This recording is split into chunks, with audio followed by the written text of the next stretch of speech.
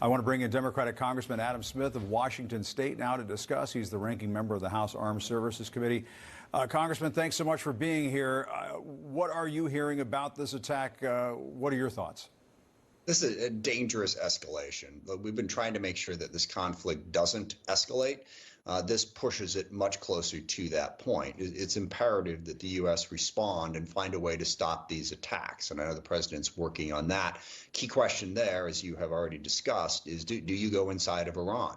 Because Iran does not appear to be directly ordering these attacks, but they are giving space to their Shia-backed militias to conduct these attacks. And we need to change that calculus. But I also think the last point that you were talking about what happens in Gaza is crucial.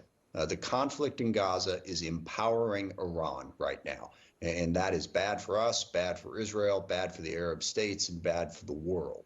So finding a resolution to that is a crucial part of this challenge as well. And Congressman, the president has vowed that those responsible are going to be held accountable. How far should the administration go?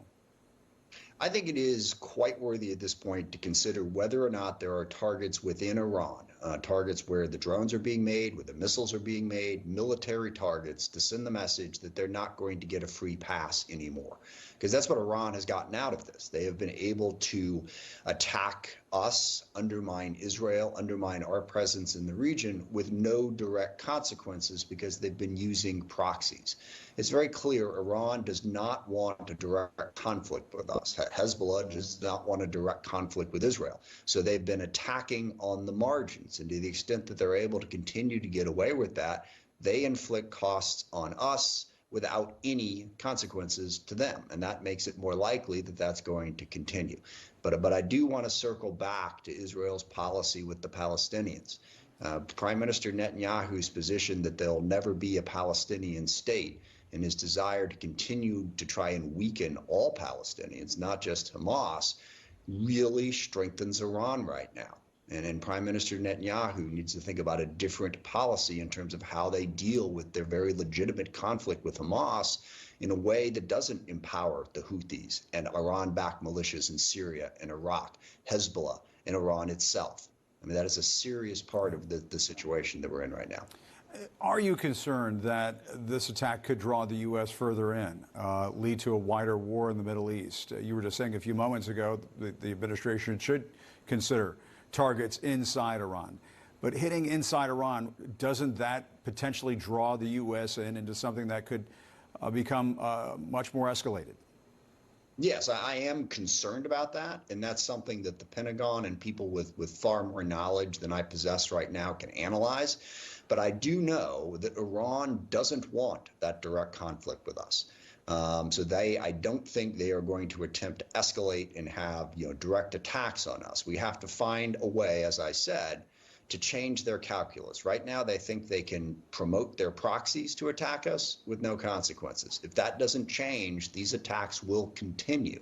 Now, I do believe, again, because Iran, they are a very weak government right now. The protests continue to go on. They had their own terrorist attack from ISIS within Iran. They're not in a position for a larger conflict. But again, that's something that the leadership at the National Security Council, DOD, and the White House will have to carefully calculate in the days ahead. And how critical are these talks that are going on in Paris right now involving the CIA Director Bill Burns pertaining to the release of hostages? Is there the potential for some kind of an agreement to emerge where hostages are released, perhaps tensions are lowered, a ceasefire is in place for 2 months, and things can simmer down a bit? Yes, there is potential for that. And look, they're absolutely critical. And I understand the argument. Look, the Hamas, other Palestinian groups, they have not been helping towards a two-state solution. And I understand the sentiment that a two-state solution at this point seems like a fantasy. Is that ever really going to happen? But the alternative is to say that there's just no future for the Palestinians, period. Better to have the hope of some type of viable Palestinian state than no hope at all. We're not going to get there tomorrow. The blocks, again, coming from the Palestinians, coming from Hamas, a number of different sources are great. But we have to show that we're moving towards it. And this is crucial for our Arab partners, for Saudi Arabia and Egypt and Jordan. They are worried about Iran. They want to work towards greater peace. But if there is no future for the Palestinians, the pressure on those Arab governments is such that they're not in a position to negotiate with Israel, to work with us as much as they otherwise would. It's very complicated, but that's a simple truth. There has to be some future for the Palestinians in this to up our leverage and stop Iran from being in the strong position that they're currently in. All right, Congressman Adam Smith, thank you very much for your time tonight. We appreciate it. Thanks, Jim. Thanks for giving me the chance. All right.